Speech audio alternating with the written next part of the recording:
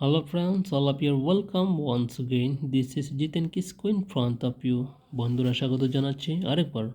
আমি জিতেন কিসকু আপনাদের সামনে, sorry not in front of you, behind the screen. দুঃখিত, আমি আপনাদের সামনে নয়, আমাদের পর্দার আড়ালে রয়েছে। And from this very days I will upload videos on English. আজকে থেকে আমি ইংরেজির উপরে ভিডিওগুলো আপলোড করবার চেষ্টা করব। Those who wants to learn this language, this will be very special page for you. আপনারা যারা এই ভাষাটি শিখবার চেষ্টা করতেছেন, এই পেজটি আপনাদের জন্য খুবই বিশেষ হয়ে দাঁড়াবে এবং I will try my level best to give you that I can. আমি আমার যথাসাধ্য চেষ্টা করব আপনাদের দেওয়ার জন্য যেটা আমি পারি। Okay, let's go to the topic. আমরা এই বিষয়ে চলে যাই। ওকে, আজকে আমরা আলোচনা করব নাউন নিয়ে। ওকে, নাউন আমরা জানি নাউন মানে হচ্ছে কি নাম, তার মানে কোনো কিছুর নামকে আমরা কি বলবো, নাউন বলি, তাই না? এখন আমরা যেটা বলে ডাকি সেটাই হচ্ছে নাউন, তাই না? আমি যদি বলি এটা কি কলম, তাহলে এটা একটা নাউন। আমি যদি বলি এটা কি বোর্ড, এটা একটা নাউন, তাই না? এক কথা যেটা বলে ডাকে সেটা হচ্ছে নাউন। এখন আমাদের ইংরেজি ভাষায় নাউন কয় প্রকারের হয়ে থাকে? নাউন হতে পারে আমাদের কি 5 প্রকারের, তাই না? 1 নম্বর হচ্ছে আমাদের প্রপার, আমরা বইয়ে যেভাবে পাই প্রপার নাউন। 2 নম্বরে কি হয় আমরা কমন। 3 নম্বরে কি আমাদের ম্যাটেরিয়াল। 4 নম্বরে হচ্ছে আমাদের কালেকটিভ, তাই না? 5 নম্বরে কি অ্যাবস্ট্রাক্ট। এই হচ্ছে আমাদের কি 5 প্রকার noun: proper, common, material, collective এবং অ্যাবস্ট্রাক্ট। এই নাউন আমরা আজকে শেখার চেষ্টা করব। ওকে, আমি একটু সাজানোর চেষ্টা করি। আমি প্রথমে লিখলাম কি ম্যাটেরিয়াল নাউন, সরি এটা ম্যাটেরিয়াল। তারপরে আমি লিখলাম কমন, তারপরে আমি লিখব প্রপার, তারপরে আমি লিখব কালেকটিভ। আমি লিখলাম কয়টা নাউন? 4টা, দুঃখিত। একটা হচ্ছে ম্যাটেরিয়াল, একটা হচ্ছে কমন, এটা প্রপার, এটা কালেকটিভ। ম্যাটেরিয়াল মানে কি বস্তুবাচক নাম। কমন মানে কি জাতিবাচক। প্রপার মানে কি নির্দিষ্ট নাম। কালেকটিভ মানে কি সমষ্টিবাচক, তাই না? সমষ্টিবাচক হচ্ছে আমাদের কালেকটিভ।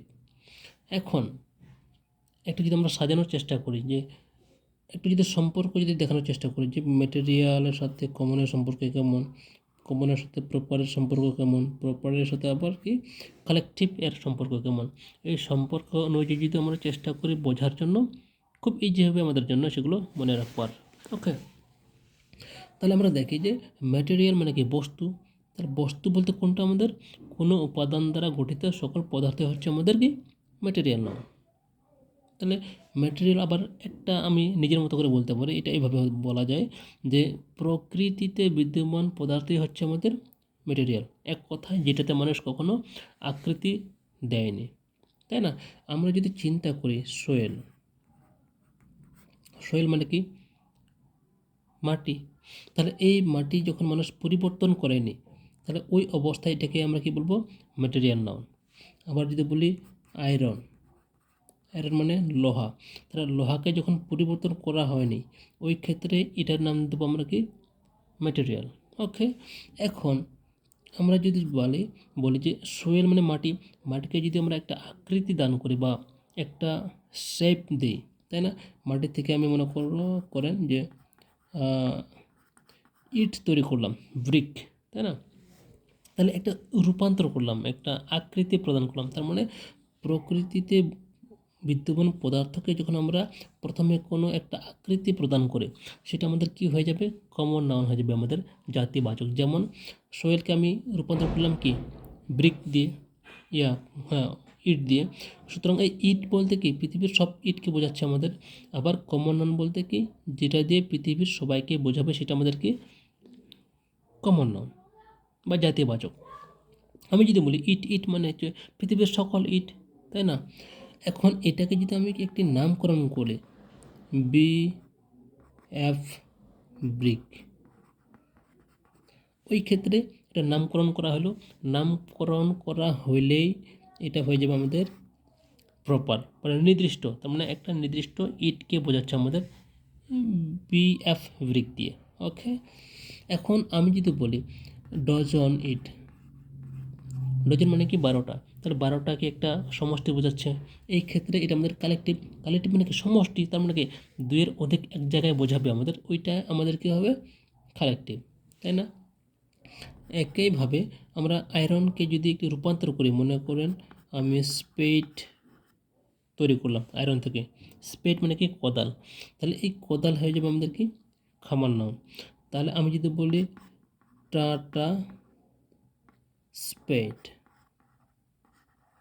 টাটা স্পেড একটা কোদালের নামকরণ করলাম, তাহলে ওই ক্ষেত্রে এই একটা নামকরণ করা হয়ে গেলেই সেটা কী হবে আমাদের প্রপার নাউন। ওকে, আবার আমি যদি বলি ডজন, এটা আমাদের কি অবশ্যই সমষ্টি, যেহেতু 12টায় একটা বোঝাচ্ছে আমাদের, তাই না? যেমন এদিক ক্ষেত্রে আমাদের কি ডজন, তারপরে গ্রুপ, এক কথায় সমষ্টি মানে কি এক জায়গায় কয়েকটাকে বোঝাবে, এটা আমাদের কি কালেকটিভ। এই হচ্ছে আমাদের কি সংক্ষিপ্তভাবে। তার মানে কি ম্যাটেরিয়াল হচ্ছে আমাদের কি বস্তুবাচক, যেটাতে মানুষ কখনো আকৃতি প্রদান করেনি। তার মানে কি মানুষ যখন কোনো আকৃতি দেওয়ার আগেই মাটির যে অবস্থান সেটাকে আমরা কী বলবো ম্যাটেরিয়াল। যখনই মানুষ কী করলো একটা আকৃতি প্রদান করলো, সেটার কী হয়ে গেল আমাদের ব্রিক, কমন নাউন হয়ে গেল। কোনো নামকরণ হয়ে গেলে প্রপার, এবং কোনো কিছু যদি আমরা একত্রিত করে বুঝি সেটা আমাদের কী হবে কালেকটিভ। ওকে বন্ধুগণ, আজকে এই পর্যন্তই। Stay healthy, by.